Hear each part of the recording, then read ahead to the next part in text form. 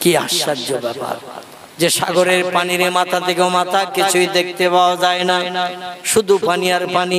দীঘা সমুদ্র সৈকতে চলে যান, দীঘা দীঘা ওখানে যাবেন, সন্ধ্যাবেলা দেখবেন পানির ভিতরে সূর্য ডুবছে, আবার ভোরবেলা দেখবেন সূর্য পানির উপর ভিতর দিয়ে উঠতেছে।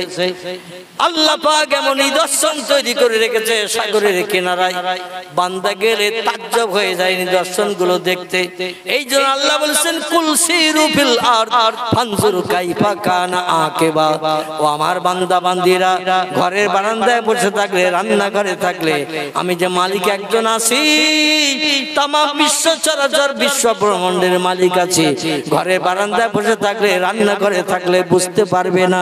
আমার পৃথিবীর জমিনে একটু বেরিয়ে পড়ো ও বান্দারা, বেরিয়ে পড়ো, বেরিয়ে পড়ো, বেরিয়ে পড়ো, একটু ঘুরে ঘুরে দেখো। পৃথিবীর নিদর্শন দেখলে বুঝতে পারবে এসব এমনি এমনি হয়নি। এই জিনিসগুলো বানানোর মূলে একজন মালিক আছে, ঠিক না বল?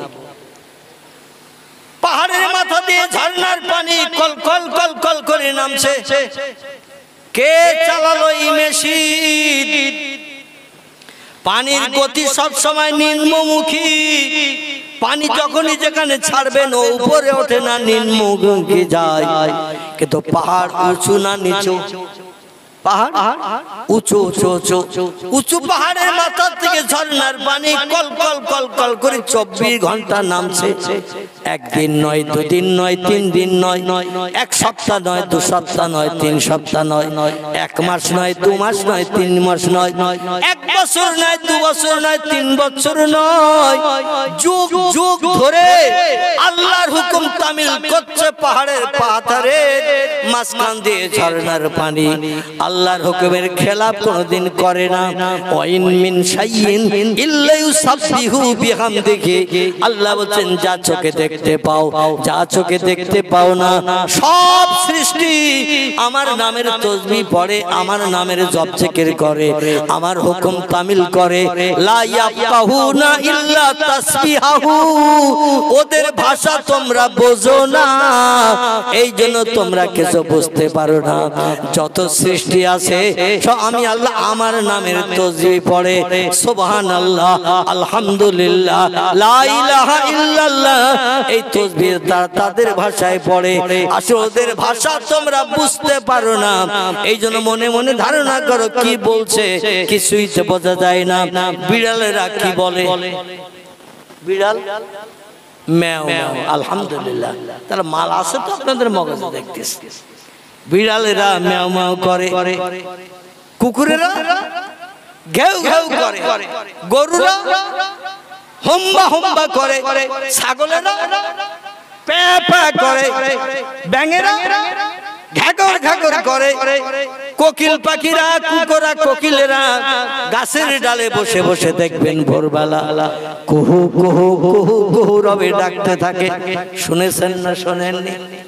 আল্লাহ বলেন কোকিল ওই ভোরবেলা গাছের ডালে বসে কুহু কুহু রবে ডাকে। ও সৃষ্টি শ্রেষ্ঠ জীব মানুষ, লাকাদ খলাকনাল ইনসানা ফি আহসানি তাকবীর।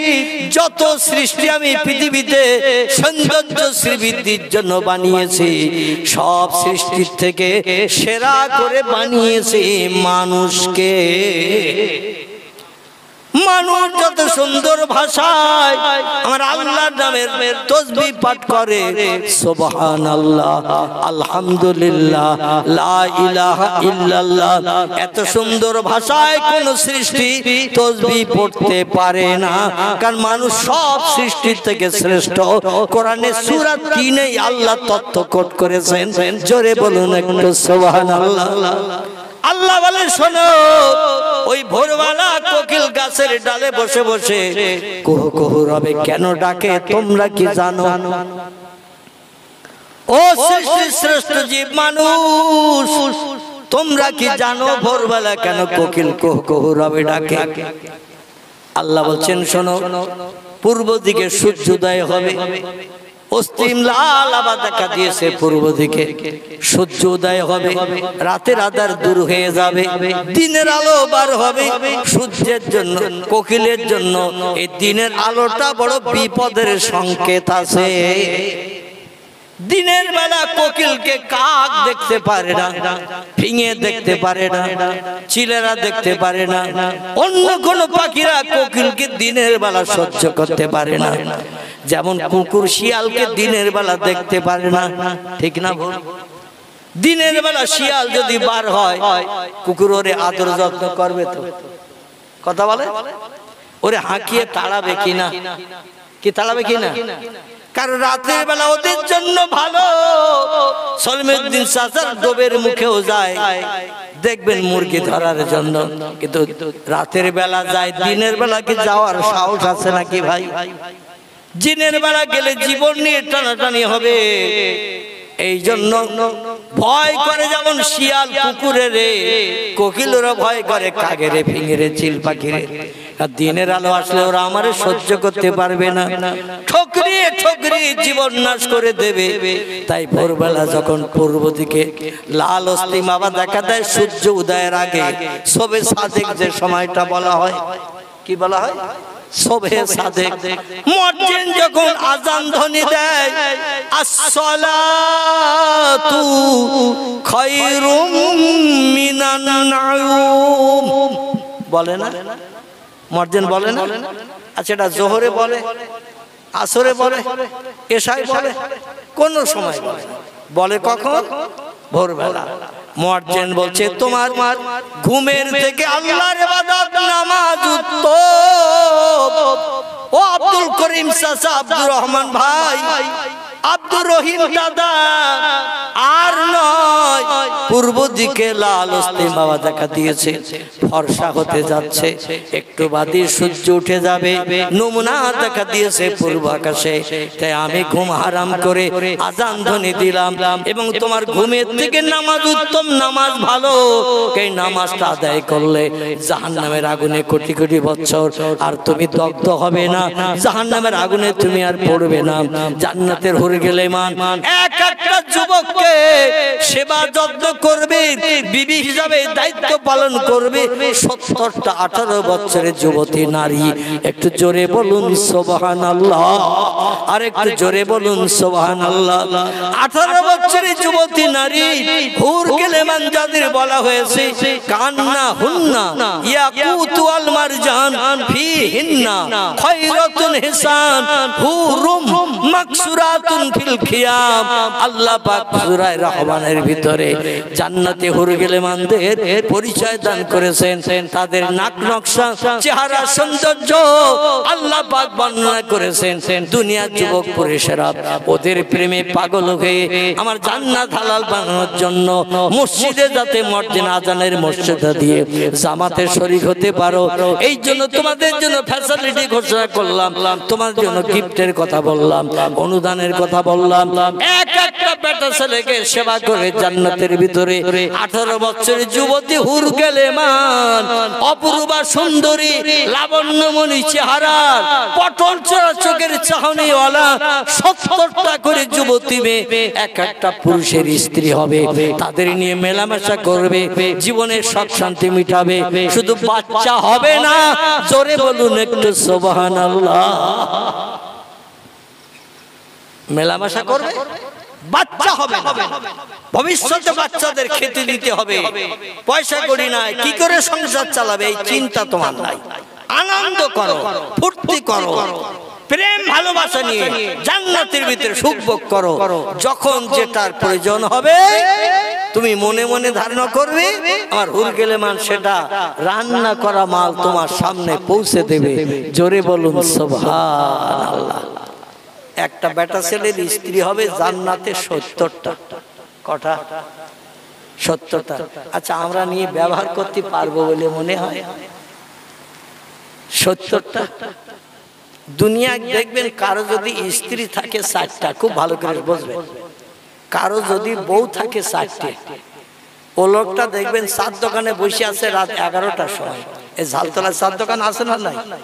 এই চার দোকানে বসে আছে রাত 11টার সময়। দোকানদারের নাম ধরুন সলিমউদ্দিন চাচা। কি নাম বললাম? সলিমউদ্দিন, মানে নামওয়ালা লোকের নাম বলছি না, সে আবার আমার কাল ধরবে, এই জন্য সলিমউদ্দিন মনে করুন দোকানদারের নাম। দোকানদার বলছে রাত 11টা বেজে গেছে, এ আব্দুল মোমেন বাড়ি যাবি না? হারা তো আব্দুল মোমেন বলছে চাচা কি করবে এখন? বলছে খরিদ্দার তো আর নাই, তো ঘুম কামাই করে বসে থেকে তো দরকার নাই। এত সময় খরিদ্দার ছিল, এক আধ কাপ চা ছিল, তাই আমি আয়ের উপলক্ষ করে বসেছিলাম। রাত 11টা বেজে গেছে, সব বাড়ি ঘরে চলে গেছে, বাজার ফাঁকা, এখন বসে ঘুম কামাই না করে চল বাড়ি যাই। আব্দুল মোমেন বলছে চাচা তুমি বাড়ি যাওয়া যাও, আমি যাব না। বলছে তুমি বাড়ি যাওয়া যাও, আমি যাব না। চাচা বলছে তার কারণ? আব্দুল মোমেন বলছে চাচা বাড়ি গেলে আমার অনেক ঝামেলা আছে, এই জন্য আমি তোমার চার দোকানে বসে রয়েছি। চাচা বলছে আমার একটা বউ, সেই সকালবেলা বাড়ি থেকে দোকান খুলতে এসেছি, আর এইভাবে চলছে আমার রাত 11টা পর্যন্ত। কখন বাড়ি যাব, খোকার মার চেহারা দেখবো, মুখের মুচকি হাসি দেখবো, পটচরা চোখে চাউনি দেখবো, দুধের মতো সাদা চকচকে রূপার মতো 11খানা দাঁত দেখবো, কলিজার গরম কাটাবো। একটা বউ, তাই আমি সাত দোকানে থাকলে মন আনচান করে কখন বাড়ি যাই একটু দেখা করে আসি। আর তোর এক বলতি 4টে বউ, তুই বাড়ি যাবি না? বলছে চাচা তুমি বাড়ি যাওয়া যাও, আমি যাব। বলছে কারণ কি হারা? বলছে আমি বাড়ি গেলে কেউ হাত ধরবে, কেউ পা ধরবে, ধরিয়ে টানাটানি করবে, শেষ পর্যন্ত কাঁঠাল গাছ ফাড়া ছাড়া কোন লাইন হয় না। 4টে বউ 4 দিকে টানবে, এ বলবে আমার কাছে এসো, ও বললে আমার কাছে এসো, এ বলে আমার কাছে থাকো, ও বলে আমার কাছে থাকো। শেষ পর্যন্ত 4 জন যদি হাত পা ধরে টানাটানি করে, কাঁঠাল গাছ ফাড়া মতো তক্ত কটা হবো তার ঠিক নাই। ওর থেকে তোমার এই 4 দোকানের বেঞ্চিতে রাত কাটানো ভালো। চাচা বলছে এখানে মশা তোর তো সেইকে ধরবে, বল মশার কামড় খেয়ে ঘুমানো ভালো, বাড়ি যাওয়া ভালো না। 4টে বউ, তাই আমরা ভয়তে অনেক সময় রাতে বাড়ি যাই না। আর জান্নাতের ভিতরে এক একটা পুরুষের স্ত্রী হবে 70টা, জোরে বলুন সুবহান। সেখানে কোনো ঝামেলা নাই, ঝঞ্ঝাট নাই, দ্বন্দ্ব নাই। বাংলা একটা প্রবাদ আছে, মেয়েদের বেকা হাড়। কি হাড়? বেকা হাড়। এরা কোনোদিন সোজা রাস্তায় চলে না, তবে লাউখালি বার্গার মেয়েরা সব সোজা চলে।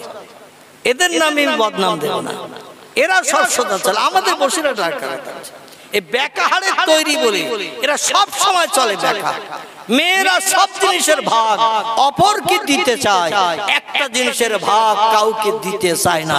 সেটা কিসের ভাগ বলেন তো? কিসের ভাগ? স্বামীর ভাগ। স্বামীর ভাগ মেয়েরা কাউকে দিতে চায় না, সব জিনিসের ভাগ দেবে, স্বামীর ভাগ কাউকে দিতে চায় না। কোন একটা মেয়ের যদি বলা হয় তুমি অন্য ঘরে থাকো, আর তোমার স্বামীরে নিয়ে মোমেন আবু 3 দিন থাকে ঘরে, নাউজুবিল্লাহ। তুমি অন্য ঘরে থাকো আর মোমেন আবু তোমার স্বামীরে নিয়ে 3 দিন থাকে ঘরে, নাউজুবিল্লাহ। রাজি হবে তার স্ত্রী? রাজি হবে? বলে আমি বেঁচে থাকতে মোমেনা থাকবে আমাদের খোকার বাপের গোয়াল ঘরে মুড়ো ঝাঁটার আস্ত রাখবে, ঠিক কি না? কিন্তু ওই মেয়েটারে যদি বলা হয়, খুব ভালো করে বোঝেন, ওই মেয়েটারে যদি বলা হয় তোমার স্বামী ইন্তেকাল করেছে, তোমার স্বামী মারা গেছে, পাড়া প্রতিবেশীরা দেখতে আসছে আব্দুর রহিম চাচা মারা গেছে, পাড়া প্রতিবেশীরা দেখতে আসছে, একে অপরকে জিজ্ঞাসা করছে জানাজা কখনো হবে। আমার ভাইরা বলছে ইমাম সাহেব মাইকে অ্যানাউন্স করে কখন বলে, এখনো পর্যন্ত বলে নাই।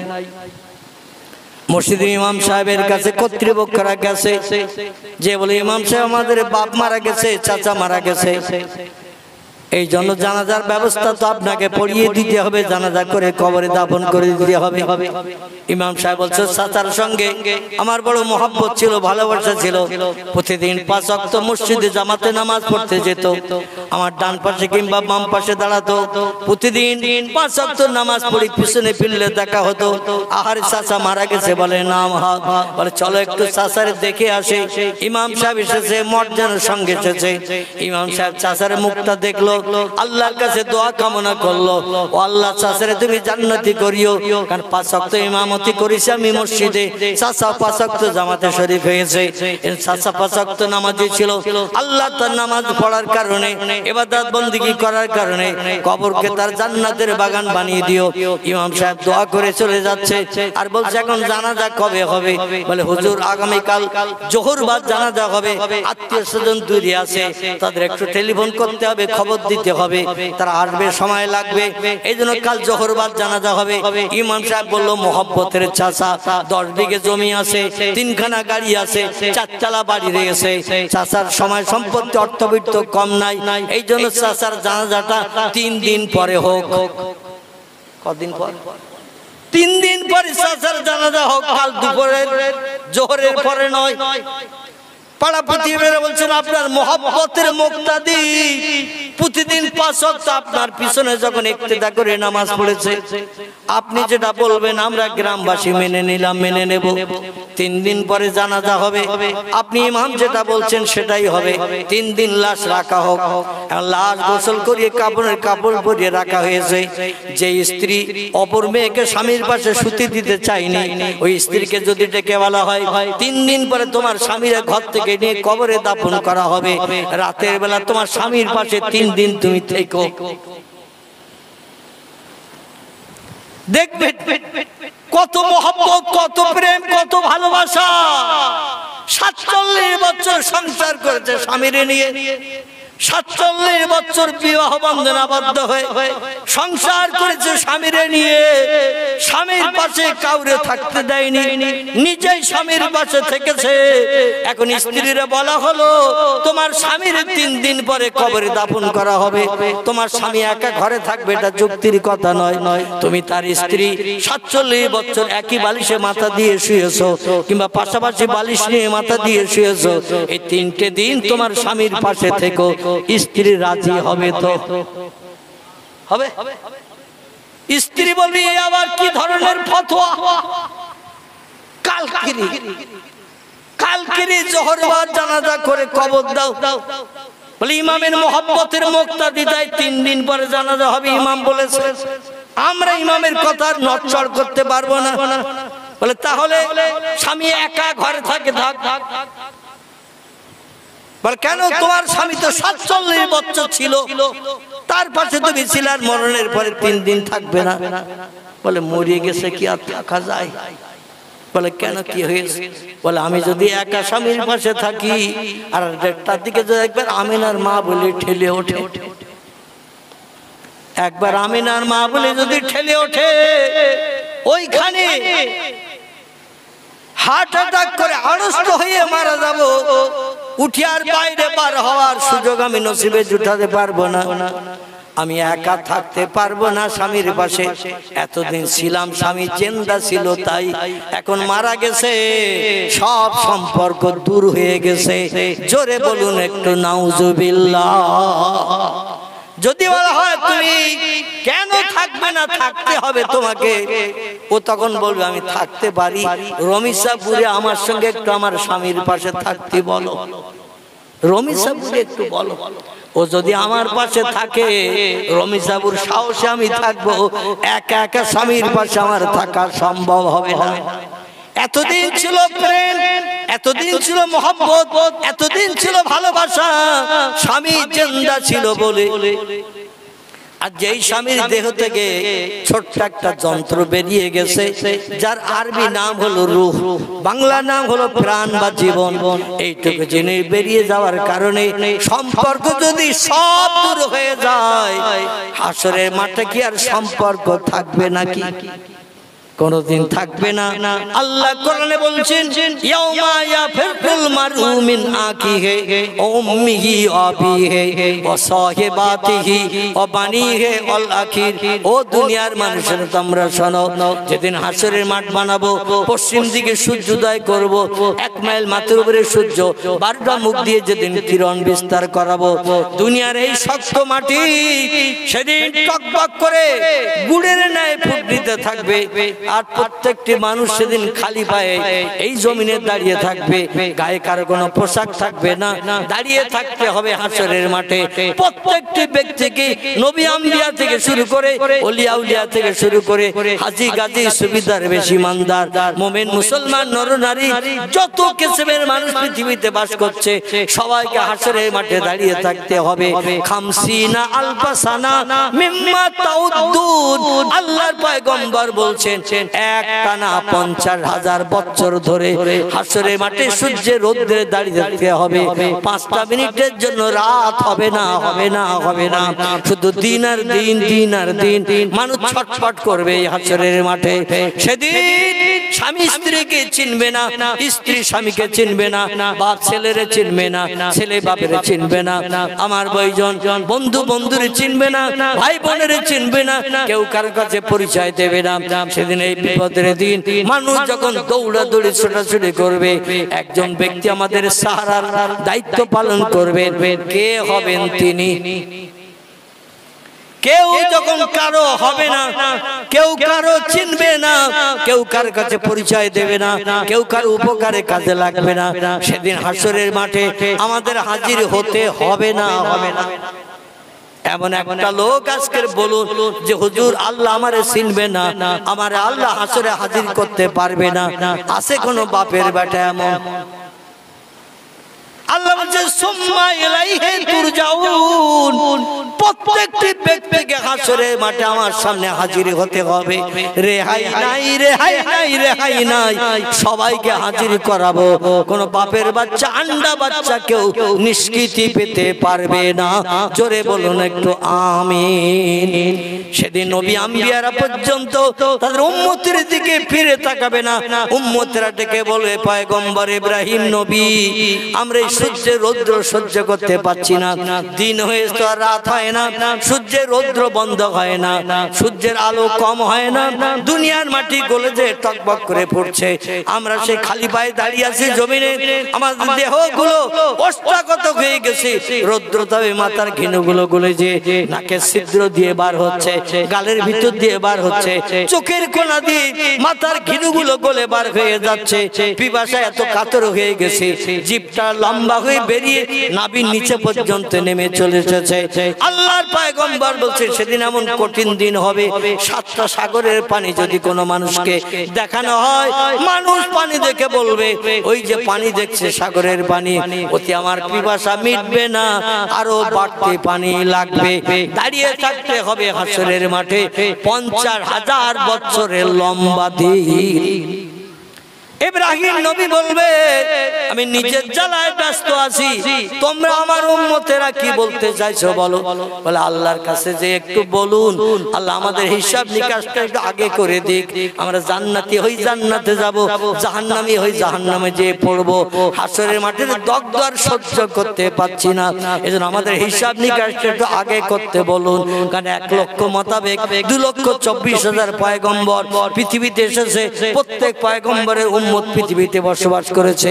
আল্লাহ এক এক করে সব পয়গম্বর উম্মতদের যদি এক এক করে ডাকে, আর কতদিন যে দাঁড়িয়ে থাকতে হবে সূর্যের রৌদ্রে, এই হাসরের মাঠে তার ঠিক ঠিকানা নাই। এইজন্য আপনি আল্লাহর কাছে যে একটু বলুন, আল্লাহ যেন আমাদের হিসাবটা একটু তাড়াতাড়ি করে দেয়। ইব্রাহিম নবী বলবেন যদি হিসাব তাড়াতাড়ি করতে চাও তোমরা যেয়ে বলো, আমি তোমাদের হয়ে যে বলতে পারবো না। উম্মতরা বলে আগে যদি জানতাম আপনার উম্মত হয়ে পৃথিবীতে বাস করতাম না। এই বিপদে আমাদের একটু উপকারের জন্য আল্লাহর কাছে বলতে যাবেন না, কারণটা কি? ইব্রাহিম নবী বলবেন আমি একটা মিথ্যা কথা বলেছিলাম, আল্লাহর দ্বীন প্রতিষ্ঠার জন্য মিশরবাসীদের কাছে বলেছিলাম, এই মিশরবাসীরা তোমাদের পূর্ব কুড়ুলকে ভেঙে দিয়েছে তোমাদের এই বড় খোদা। আমি একটা মিথ্যা কথা বলেছিলাম, আসলে ভেঙে দিয়েছিলাম আমি কুড়াল দিয়ে। আমি কাঁধে করে একটা কুড়ুল নিয়ে গিয়েছিলাম, যে বললাম ও খোদারা যদি তোমরা খোদা হও, আমি প্লেটে করে খাবার এনেছি, খাবারগুলো যার যেটা পছন্দ তুলে নাও, খাও। কিন্তু খোদারা কেউ কোনো কথা বলে না, কেউ কোনো কথা বলে না। আমি বললাম তোমাদের পছন্দ যার যেটা তুলে নাও, খাও। তোমাদের দেশবাসীরা সব মেলায় আনন্দ করতে গেছে, তোমাদের চিন্তা ভাবনা কেউ করেনি। আমি হাজরের বেটা, তোমাদের চিন্তা করে মেলায় যাইনি, তাই তোমাদের জন্য কিছু খাবার নাস্তা এনেছি, যার যেটা পছন্দ নাস্তা তুলে নাও। ওলা তাকুল, খোদারা কেউ কথাও বলে না, অমানা তাকাত, তারা চুপ করে বোবার মতো দাঁড়িয়ে গেছে। ইব্রাহিম নগদে বা ইব্রাহিম সাল্লাম বড় রাগান্বিত হয়ে গেলেন, বলো আমানা তাকাত, যদি তোমরা কথা না বলো আমি কাঁধে কি আছে একটু দেখে নাও। এই খোদা আমার কাঁধে কি আছে দেখে নাও, কথা যদি না বলো, ফল যদি তুলে না খাও, ব্যবস্থা করে দেবো এই জিনিস দিয়ে। তাও তারা কোনো কথা যখন বললো না, ইব্রাহিম ওই কাঁধেতে কুড়ালটা নামিয়ে নিয়ে এক এক করে গুলুম গুলুম করে আঘাত করতে শুরু করলো, ভেঙে চুরমার করে দিয়ে ওই মন্দিরের ভিতরে, ওই প্রতিমা ঘরের ভিতরে সব কেউ বা ভূত হয়ে, কেউ বা শীত হয়ে, কেউ বা কাঁথে, হাত পা মাথা সব ভেঙে চুরে পড়ে রয়েছে। আল্লাহ মগজে একটু যুক্তি দিয়ে দিল, সব বলে ভাঙিস না, কারণ ওরা বাজার থেকে ফিরে আসলে কিন্তু তোর পিঠ বাঁচবে না। কারণ তুই একা আসিস, বাড়ি সব চলে গেছে মেলায় আনন্দ করতে, বাড়ি এসে তো তোরে ধরবে, কারণ তুমি ছিলে বাড়ি। এ খোদাদের সঙ্গে দুর্ব্যবহার কে করেছে? মা ফালতা হাযা বিআলিহাতিনা, এসেই বলবে ইব্রাহিম আমাদের খোদাদের সঙ্গে এই দুর্ব্যবহার কে করলো বলো। তুমি তখন কি উত্তর দেবে? এই জন্য বড়টারে রেখে দাও, আর কুড়ালের আষাঢ়ে একটু দড়ি বেঁধে বড়টার মাথা দিয়ে ঢুকিয়ে গলায় হারের মতো ঝুলিয়ে দাও, বড়টার গলায় হারের মতো ঝুলিয়ে দাও, দিয়ে বাড়ি চলে যে তুমি শুয়ে থাকো। ওরা মেলা থেকে ফিরে এসে যখন বলবে মাহালুকা মাকবরাকে ইব্রাহিম খবর কি, উনি বলবে আনা সাকিমুন, আমি যে অসুস্থ ছিলাম পূর্বে জরুরোগী, এখনো সেই জরুরোগী আছি। ওরা ওদের খোদাদের উপাসনা করতে যাবে, পূজা করতে যাবে, প্রতিমালয়ে যাবে, যে যখন দেখবে সব ভেঙে চুরমার হয়ে কাচ্চিত হয়ে পড়ে রয়েছে, তোমার কাছে যে খবর নেবে তুমি তখন তত্ত্বটা দিয়ে দেবে। বুঝতে পারছো না, একটা প্লেটে খাবার আর খোদা অনেকগুলো, ওরা খেতে যেই দ্বন্দ্ব বাঁধিয়েছে, যার কারণে মারামারি করতে যে সব নিজেরাই ঝঞ্ঝাট করে ভাঙাচুরা করে সব ভেঙে চুরমার হয়ে গেছে। আর যে আর গায়ে শক্তি বেশি, ক্ষমতা বেশি, সে হলো ওই বড়টা। ওই বড়টার গলায় দেখতে পাচ্ছ না কুড়ুল ঝোলানো, ও মাল সব কাছের কাছে রেডি করে রেখে দিয়েছে, কাউরে খেতে দেয়নি। আর যে খেতে এসে তার গুলুম গালাম অ্যাকশন করে কমপ্লিট করেছে। আসলে প্রতিমাগুলো ভেঙেছিল কে? ভেঙেছিল কে? ইব্রাহিম নবী। কিন্তু ওদের বলেছিল ওই বড় কথা তোমাদের ওইটি ভেঙেছে।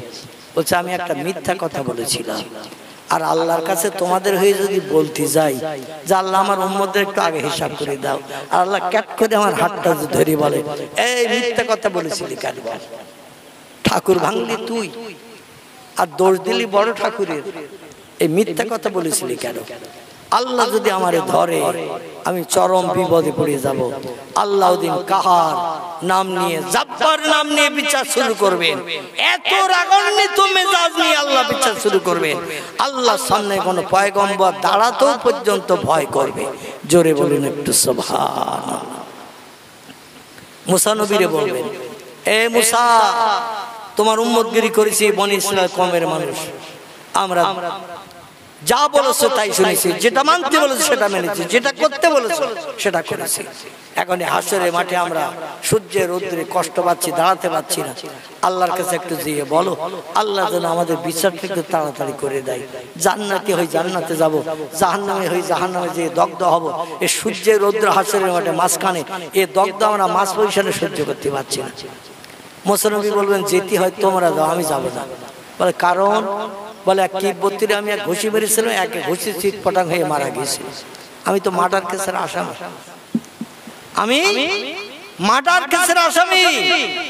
ফেরাউনের দলের একটা লোকের নাকে একটু ঘুষি মেরেছিল, আর পিছনে শীত পটাঙ্গি পড়ে গেছে, নাড়াচাড়া দিয়ে দেখেও পটল তুলেছে, জনম জনম মারা গেছে।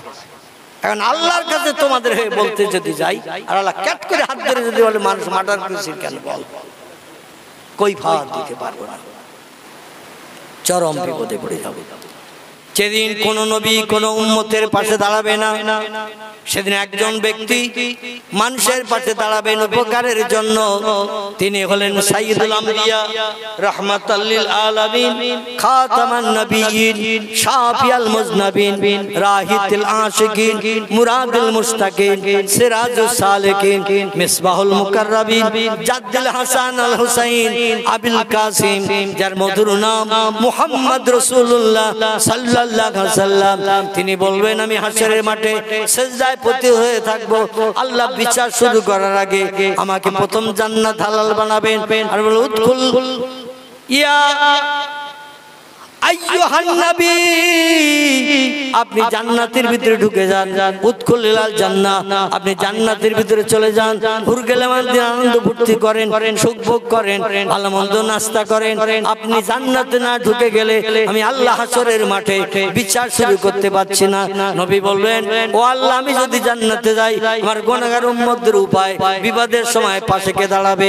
নবী বলেন আল্লাহ যদিও আমাকে জান্নাতে যাওয়ার অনুমতি দেবেন, আমি জান্নাতে যাব না। হাশরের মাঠে এক প্রান্তে সিজদায় পতিত থাকবো, আর সিজদায় পড়ে কাঁদতে থাকবো, ইয়া রব্বে হাবলি উম্মতি, ইয়া রব্বে হাবলি উম্মতি। চিল্লায় বলুন একটু সুবহানাল্লাহ। আল্লাহ আমার গুনাহগার উম্মতের উপায় কি হবে?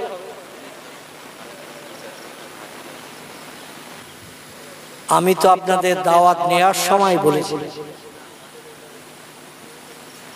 সব বুঝতে পেরেছি। আপনারা আমাকে নিষেধ করেছিলেন হুজুর আমাদের পাশে মসজিদ, আমাদের জলসায় কালেকশন করা যাবে না। আমার কানে এখনো সে কথা বাজছে। এখন আপনি বলবেন কালেকশন করতে, আমি অধমতা করব না। ঘাটতি আছে, ঘাটতি থাকবে। আমি বলেছিলাম যে আপনারা অল্প কিছু ছেলে এই জলসাটা দিচ্ছেন, আপনাদের বাজেটে একটু ঘাটতি আছে, তো দরকার শেষের দিকে আমি অধম যদি মাজুর অসুস্থ ব্যক্তি দুটো হাত যদি পাতি, কিছু মানুষ হয়তো 2-10 টাকা 20 টাকা কোরআনী মজলিসের ভালো কাজের জন্য সাহায্য করতে পারে পরকালের আশায়। আপনারা আমাকে এক কথাই বলেছিলেন আমাদের জলসায় কালেকশন হবে না, তো কালেকশন হবে না, এখন আবার কালেকশনের কথা কেন? তাহলে সিদ্ধান্ত আমি তো আপনাদের নিতে বলেছিলাম, সেই সময় আপনি আলোচনা করেন, সিদ্ধান্ত হ্যাঁ কমিটির ছেলেরা নাম লেখাবেন, এতে আমার আপত্তি নেই। আগামী বছর আবার এই ইসলামী প্রোগ্রাম হবে। বাপ মা দাদা দাদি আপনজন আত্মীয় স্বজন দুনিয়ার মোহমায়া ছেড়ে অন্ধকার কবরে যারা ধরাশায়ী হয়ে আছে, আমরা আমাদের বাস্তব চোখে তাদের কবরে হালাত দেখতে পাই না। কবরের পাশে দাঁড়ালে তারা কি অবস্থায় আছে খবরও শুনতে পাই না। এই জন্য জায়গা জমি ঘর বাড়ি সব তারা রেখে গেছে না যায়নি, রেখে গেছে। তাদের আত্মার কল্যাণের জন্য আগামী বছর এই রকম বেহেশতের বাগান বানানো হবে, দোকানে করে হাত আল্লাহর কাছে তুলে দোয়া করা হবে। আল্লাহ বলেন উদুনি, আমার কাছে তোমরা চাও, আস্তাজিব লাকুম, আমি আল্লাহ তোমাদের দোয়া দাবিল করে কবুল করে মনোবাঞ্ছা পূর্ণ করব। জোরে বলুন একটু সুবহানাল্লাহ। এই জন্য ওয়াজ নসিহতের মজলিস হয়। তবে এই ওয়াজ নসিহতের মজলিস আমাদের দেশে হয় না। এই ওয়াজ নসিহতের মজলিস 1450 বছর আগে পয়গম্বর মুহাম্মদ রাসূলুল্লাহ মসজিদে নববী, মদিনার বড় মসজিদ, যে মসজিদে বর্তমান 7,25,000 মানুষ একসঙ্গে জামাতে নামাজ পড়ার সুযোগ পাচ্ছে, এখানে এখনো পর্যন্ত ওই মসজিদের ভিতরে ওয়াজ হয়। জোরে বলুন একটু সুবহানাল্লাহ। তাও খালি মুখে নয়, ভাই মাইক্রোফোন নিয়ে বক্স লাগিয়ে মসজিদে নববীর ভিতরে আসরের নামাজ বাদ মাগরিবের আগ পর্যন্ত আমি অধম বাস্তব চোখে দেখেছি, কানে শুনে এসেছি ওয়াজ। মদিনার বিশ্ববিদ্যালয়ের ছাত্ররা মসজিদে নববীর ভিতরে কিতাব পত্র নিয়ে আসে, আর মুহাদ্দিসরা এসে মাইক্রোফোনে কোরআন হাদিসের কথা আলোচনা করে। হাজিরাও শোনে, মাদ্রাসার ছাত্ররা শোনে। এখনো মসজিদে ওয়াজ হয়, কাবার চাতলে ওয়াজ হয়। বর্তমান যুগে কিছু খোদাদ্রোহী বলবো, তারা এইরকম ভালো কাজের বিরোধিতা করে। মিলাদ মাহফিল দিতে হবে না, কোরআন হাদিস আলোচনা শুনতে হয় না। মানুষ তো এমনি হেদায়েত হচ্ছে না, যখন একটু শোনে মনটা একটু নরম হয় না? হয় না? মদখোর মদ খাওয়া ছাড়ে না, সুদখোর সুদ খাওয়া ছাড়ে না, ব্যভিচারী পরে দরজা ঠেলা বন্ধ করে না। যা ছিল পূর্বে মিলাদের পরের দিনও তাই। ঠিক বললাম না ভুল বললাম?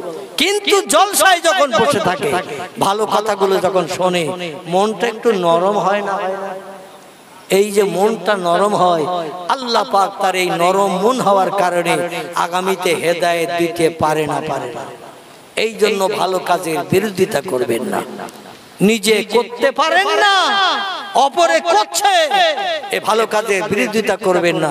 কারণ পয়গম্বর মুহাম্মদ রাসূলুল্লাহ নিজে, সাহাবীরা মূর্খ ছিল, সাহাবীরা শরীয়ত জানতো না, শরীয়তের আইন কানুন জানতো না।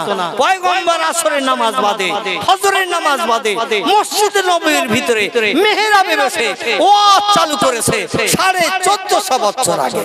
জোরে বলুন সুবহানাল্লাহ। সেই ওয়াজ এখনো হচ্ছে। এটা নতুন কোন তথ্য নয়।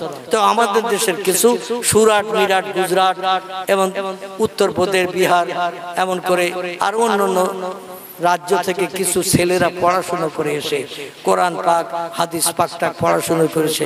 কিছু ছেলেরা এসে মন্তব্য করে মিলাদ মাহফিল দিতে হবে না, ওটা বেদাত। কিছু ছেলেরা এরা বলে ওটা বেদাত, আগে ছিল না। মিলাদ মাহফিল দিয়ে কোনো লাভ নাই, ও টাকাটা আমাদের কাছে দাও, আমরা খরচ করি, অমুক করি, তমুক করি। আসলে কিছু ছেলেরা গুজরাট থেকে, সুরাট থেকে, মিরাট থেকে, সাহারানপুর থেকে, দেওবন্দ থেকে, আহমেদাবাদ থেকে পড়াশোনা করে মন্তব্য করে। আসলে পয়গম্বর মুহাম্মদ রাসূলুল্লাহ জীবনী ওরা আসলে আলগা করে দেখে নাই। যদি আলগা করে দেখতো, মসজিদের ভিতরে নবী ওয়াজ করেছে। এখন ওয়াজ কোথায় হয়? বাইরে সামিয়ানা টানিয়ে পান্ডেল করে বেহেশতের বাগান বানানো হয়। পৃথিবীতে দুটি জায়গা বেহেশতের বাগান, একটি জায়গার নাম হলো মসজিদ, একটি জায়গার নাম হলো এই কোরআন হাদিসের আলোচনার মজলিস। এই দুটো জায়গা হলো বেহেশতের বাগান। জোরে বলেন একটু সুবহানাল্লাহ। এই জন্য আমি অনুরোধ করব আমার যুবক ভাইরা, বিশেষ করে যারা আজকে মজলিসের ইন্তজাম করেছে, পয়গম্বর মুহাম্মদ রাসূলুল্লাহ সিজদায় পতিত হয়ে থাকবেন। হিসাব নিকাশ শেষ হয়ে যাবে, জান্নাতীরা জান্নাতে যাবে, জাহান্নামীরা জাহান্নামে চলে যাবে, হাসরের মাঠ খালি হয়ে যাবে। আল্লাহ ডেকে বলবেন, ফেরেশতারা আমার হাবিব কোথায় আছে একটু দেখে এসো। জান্নাতের ভিতরে যেয়ে ফেরেশতারা দেখবেন জান্নাতে হুরগেলেমান পোশাক পরিচ্ছদ পরিধান করে, সৌন্দর্য চেহারা শ্রীবৃদ্ধি করে বসে রয়েছে, স্বামী নাই। মানে স্বামী হলো মুহাম্মদ রাসূলুল্লাহ, স্বামী নাই। ফেরেশতারা ফিরে এসে বলে, ইয়া রাব্বি, আপনার হাবিব জান্নাত এখনো যায় নাই। আল্লাহ বলেন, প্রথম আমার নবী জান্নাত হালাল বানিয়েছে, এখনো নবী যায় নাই। ফেরেশতারা বলে, লা ইয়া রাব্বি, যায় নাই। আল্লাহ বলেন, তারা হাসর মাঠে খোঁজো, খুঁজে খুঁজে খুঁজে খুঁজে ফিরে এসে বলে, আল্লাহ পাই নাই। আল্লাহ বলে, আবার যাও, আবার দুবার যাবে। আমি তিরমিজি শরীফের হাদিসের কথা বলছি। আবার যাবে, আবার যে ঘুরে আসবেন, হাসর মাঠের চতুর্দিকে দেখে পাবে না। এসে বলে, আল্লাহ পাই নাই। আল্লাহ বলে, আবার যাও। ফেরেশতারা আবার যাবে, হাসরের মাঠের চতুর্দিকে ঘুরে ঘুরে ফেরেশতারা তন্ন তন্ন করে আসবেন, তৃতীয়বারও পাবেন না। আল্লাহ বলেন, আবার যাও।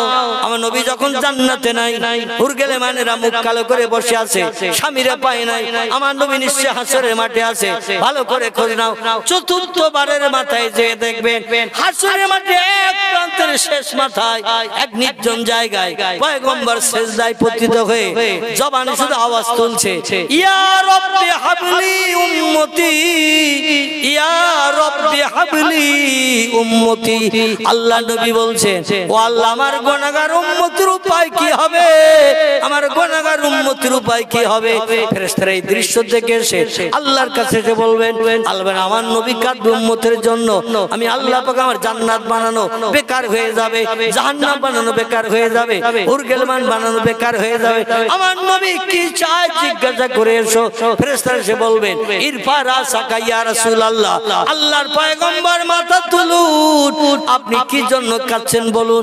বলে আমি আমার বাস্তব চোখে দেখেছি আমার গুনাহগার উম্মতেরা তোমাদের মতো ফেরেশতাদের হাত বরাবর জাহান্নামের আগুনে সব ভর্তি হয়ে গেছে, ভুল করার কারণে, অপরাধ করার কারণে, মদ খাওয়ার কারণে, সুদ খাওয়ার কারণে, ব্যভিচার করার কারণে, নারী জুলুম করার কারণে, ও গরিবদের হক ফাঁকি দিয়ে খাওয়ার কারণে জাহান্নামী হয়ে গেছে। আমি বাস্তব চোখে দেখেছি আমার উম্মতরা জাহান্নামে পড়বে। আমি রাসূল ওটা পছন্দ করি না, এই যে হাসরের মাঠে সিজদায় পড়ে কাঁদছি। আল্লাহর ফেরেশতারা বলবেন, পয়গম্বর আল্লাহ আপনার কান্নায় খুশি হয়েছে, আপনার কি হলে খুশি হবে? সিজদা থেকে মাথা তুলবেন বলুন। নবী বলে, আমার গুনাহগার উম্মত একটা পর্যন্ত যত সময় জাহান্নামে থাকবে আমি তত সময় জান্নাতে যাব না। জোরে বলুন একটু সুবহানাল্লাহ। আল্লাহ পাক ডেকে বলেন, হাবিব ইযহাবিল আন্নার, ও নবী জাহান্নামের দরজায় চলে যাও, আমি আপনার ফ্যাসিলিটি দিলাম, আপনার পাওয়ার দিলাম, আপনার ক্ষমতা দিলাম, জাহান্নামের দরজায় চলে যান। মালিক ফেরেশতারে ডেকে বলেন দরজা খুলে দিতে। আমার ফেরেশতার দরওয়ান মালিক দরজা খুলে দেবে। যে উম্মতটারে মনে করবেন জাহান্নাম থেকে টেনে বার করে জান্নাতে ঢুকিয়ে দেবেন। আপনি একটা গুনাহগার উম্মত জাহান্নামে থাকতে আপনাকে জান্নাতে যেতে হবে না, আমি মুহাম্মদ রাসূলুল্লাহকে পাওয়ার দিলাম, আপনি আপনার গুনাহগার উম্মত ছাড়া জান্নাতে যাবেন না। জোরে বলুন একটু সুবহানাল্লাহ, নারায়ে তাকবীর। এক একটা টেনে টেনে টেনে টেনে টেনে টেনে বার করে করে আমাদের মতো পাপী তাবি গুনাহগার উম্মতদের আল্লাহ নবী জান্নাত ভর্তি করে না দেয়া পর্যন্ত জান্নাতে ঢুকবেন না। সেই নবীর উম্মত হিসাবে আমরা এই পৃথিবীতে এসেছি। আমরা সৌভাগ্যবান না দুর্ভাগ্যবান? আমরা সৌভাগ্যবান।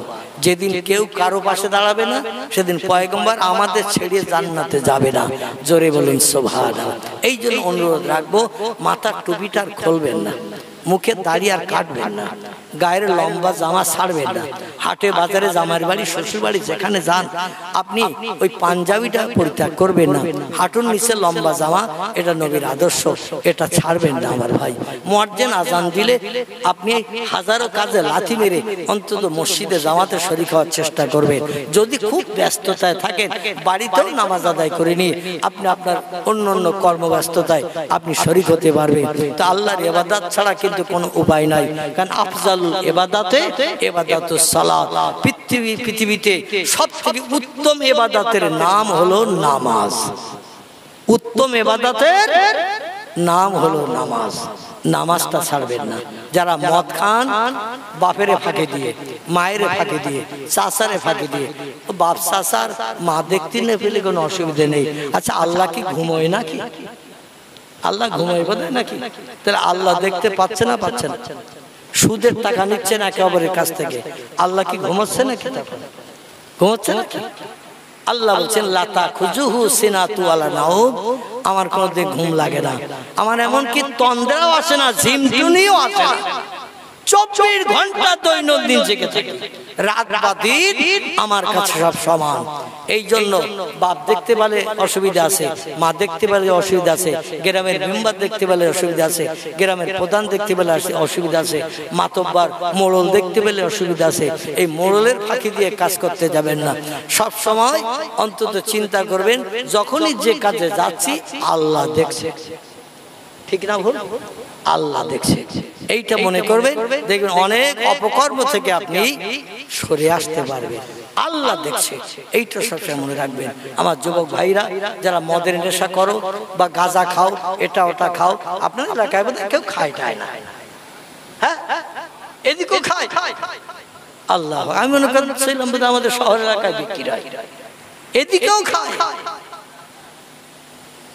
নাউযুবিল্লাহ মিন যালিক। ইন্নামাল খামরু ওয়াল মাইসিরু ওয়াল আনসাবু ওয়াল আজলামু রিজ্জুম মিন আমালিশ শাইতান। আল্লাহ কোরআনে বলছেন মদ গাঁজা তাসপাশা জুয়া সিনেমা যাত্রা থিয়েটার এই কাজগুলো শয়তানের কাজ। শয়তান যাবে জাহান্নামে। এই কাজগুলো যারা পছন্দ করবে তারাও যাবে জাহান্নামে। এই জন্য আমরা শয়তানের আদর্শ থেকে দূরে সরে থাকবো। মদ যারা খাই জীবন আর মদের কাছে হাত দেবো না। সুদের ব্যবসা যারা করি আর অপরের কাছ থেকে সুদের সুদ কুশিদ আমরা আদায় করে নেব না। তার যারা খেলি তাস খেলবো না। তাস পাশা খেলাটাও শরীয়তে হারাম। আমার ভাইরা এইভাবে গাঁজা যারা খান গাঁজার খাবেন না। আল্লাহ দিনের পথের পথিক বনে যান। দুনিয়া তুচ্ছ দুদিনের জিন্দেগি। আজকের আছেন কালকে থাকতে পারবেন না। ঠিক কিনা ভুল? কালকে থাকতে পারবেন না। এই জন্য বলুন আগামী বছরকে জলসা হবে না। এবছর শেষ। এই বছর শেষ না আরো দিকে যাও। এই আস্তে আস্তে বলছিলেন না হুজুর একটু 2 ঘন্টার মতন টেনে দেবেন। পথে যখন আসছি না বলছিল হুজুর 2 ঘন্টার মতন টেনে দেবেন। তো টানতে টানতে 2 ঘন্টা পেরিয়ে গেছে। এখন দোয়া মোনাজাত বাকি। ঠিক না? 2 ঘন্টা পেরিয়ে গেছে। এখনো দোয়া মোনাজাত মিলাদ কিয়াম বাকি। তো মিলাদ কিয়াম দোয়া মোনাজাত করতে কম বেশি এখনো 12-14-15 মিনিট লাগবে। এজন্য আল্লাহ যদি আবার 4 চক্রের মিলন ঘটায় বাইতুল মুকাদ্দাস মসজিদে হারাম এই দুটি বিষয় নিয়ে আগামীতে আল্লাহ যদি হায়াতে বাঁচিয়ে রাখেন আমি সূক্ষ্ম তথ্য আপনাদের কাছে পরিবেশন করব ইনশাআল্লাহ। শুনতে ভালো লাগবে সেদিন আপনারা শুনবেন। আজ আর আমি বাড়াবো না। আমি একটু চাইছি যুবক ভাইরা আগামী বছর যদি এই জলসা আপনারা করতে চান তো আপনারা বলেন কে কে আগামী বছর জলসার জন্য 1 বছর হাতে সময় থাকতে কে কে কত দেবেন একটু বলেন। এখানে খাতায় নাম লিখে নেওয়া হবে। হ্যাঁ ও লিখে দিয়েছে। আল্লাহু আকবার।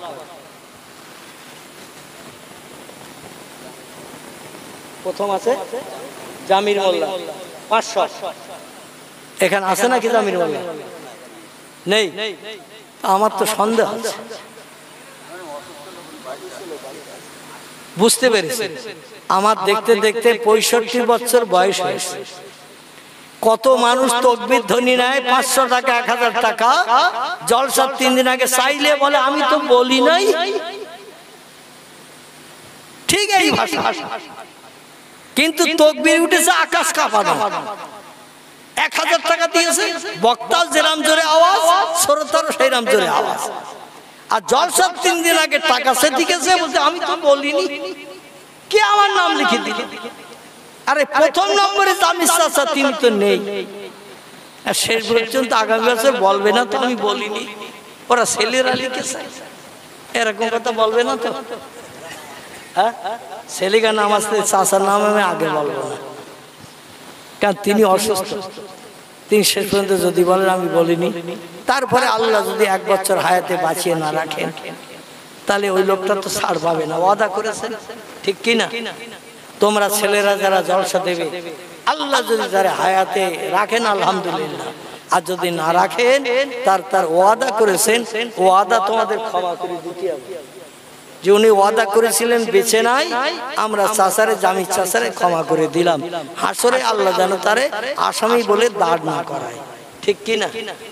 আসামি যেন দাঁড় না করায়। 2 নম্বরে কি নাম লেখা আছে?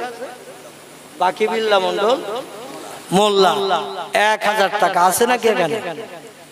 বাকিবিল্লাহ কই?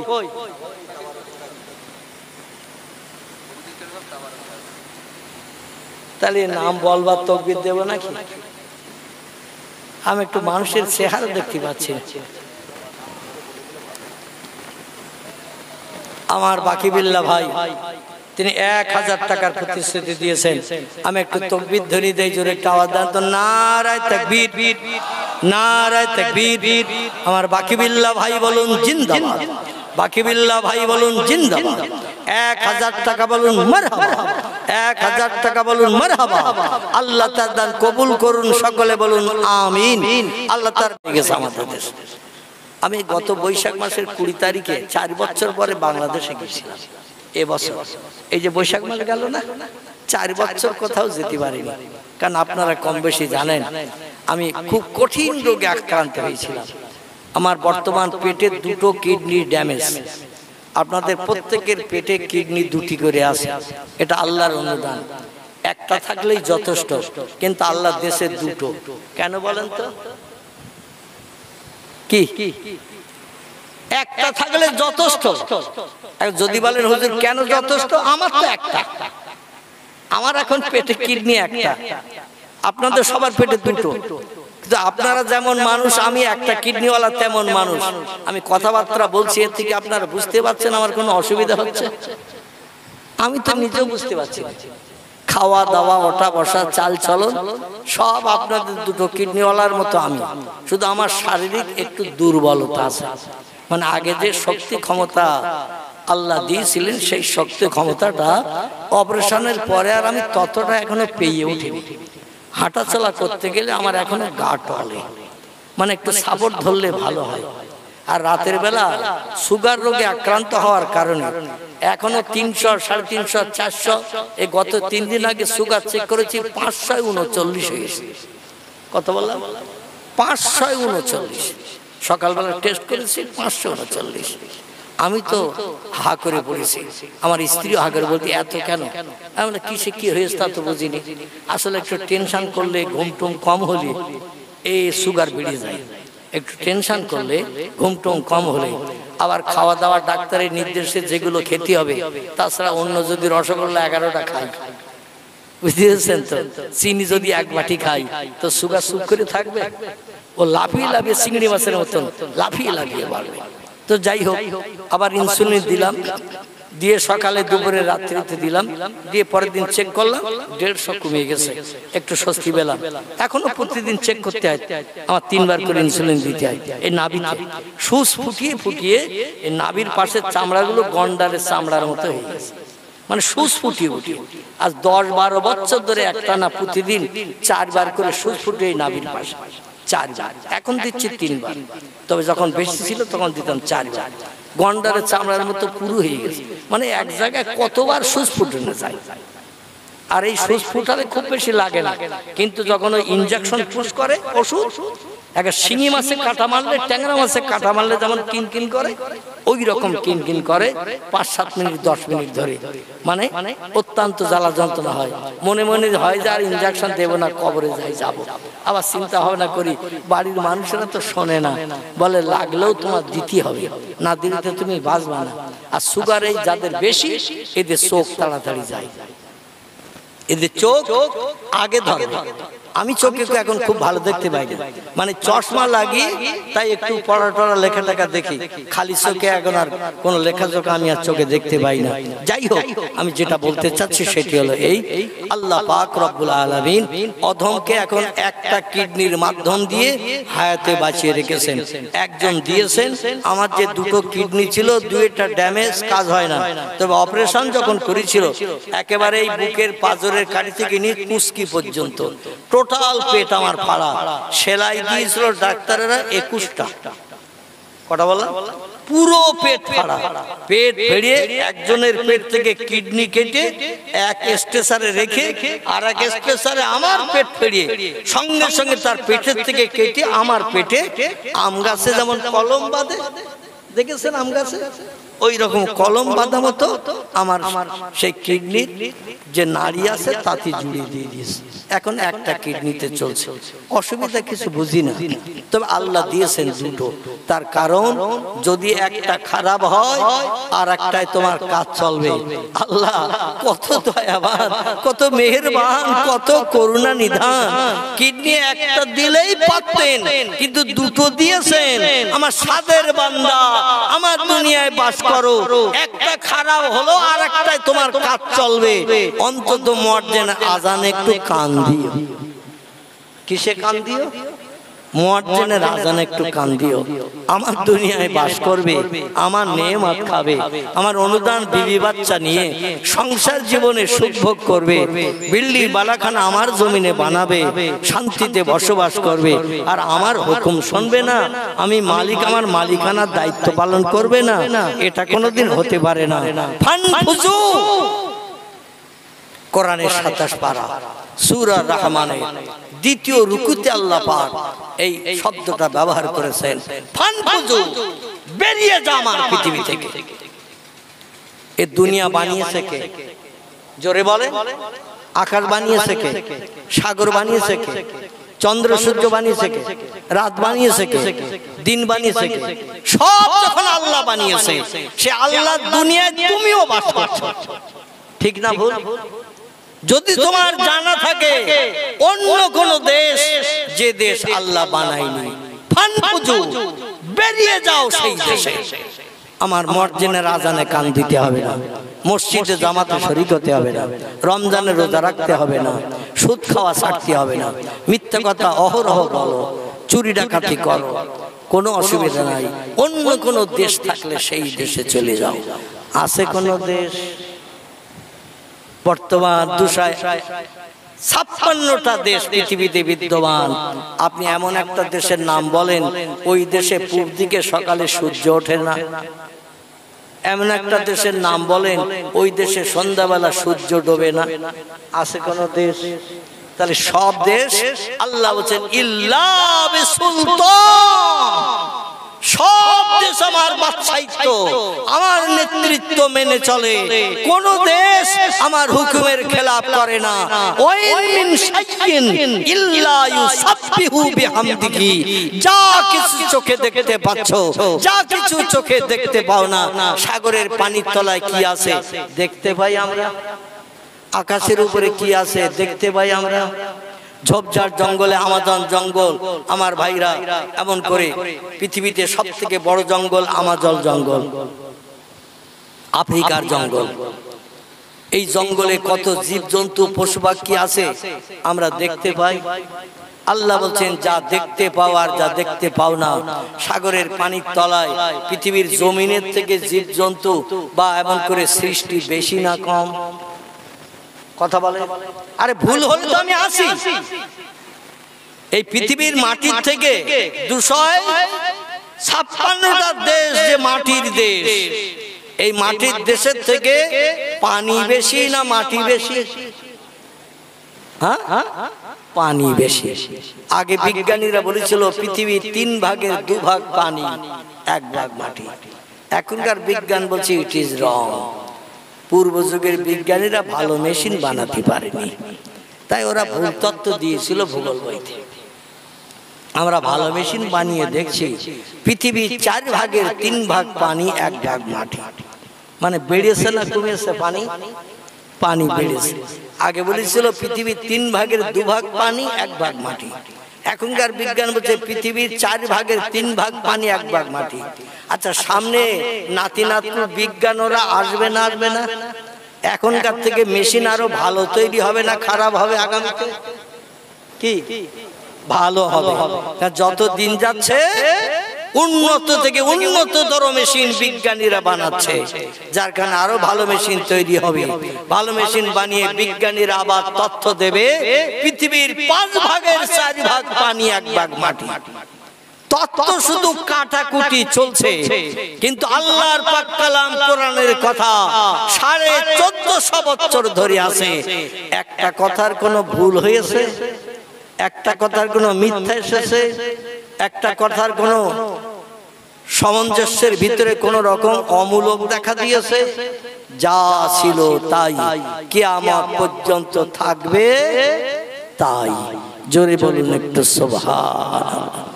আমার ভাইরা, এই পৃথিবীর বিজ্ঞানীরা সাগরের পানির উপরে লাইট মেরে আটলান্টিক মহাসাগর বলে একটা সাগর আছে, প্রশান্ত মহাসাগর বলে একটা সাগর আছে, ভারত মহাসাগর বলে একটা সাগর আছে।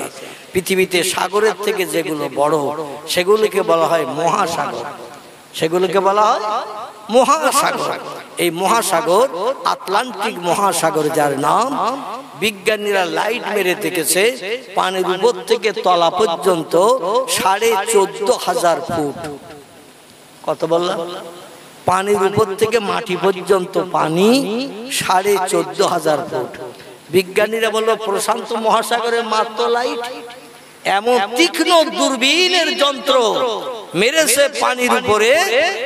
ওরা পানির উপরে লাইট মেরে বললো আটলান্টিক মহাসাগরের থেকে প্রশান্ত মহাসাগরের গভীরতা আরো 500 ফুট বেশি, 14.5 জায়গায় 15,000 ফুট গভীরতা প্রশান্ত মহাসাগরের পানির গর্ত। বিজ্ঞানীদের যদি বলা হয় একটু বালি মাটি পাথর ফেলে সাগর ভরাট করে জমিন বানাও, কটা বিজ্ঞান দায়িত্ব নেবে? আহারে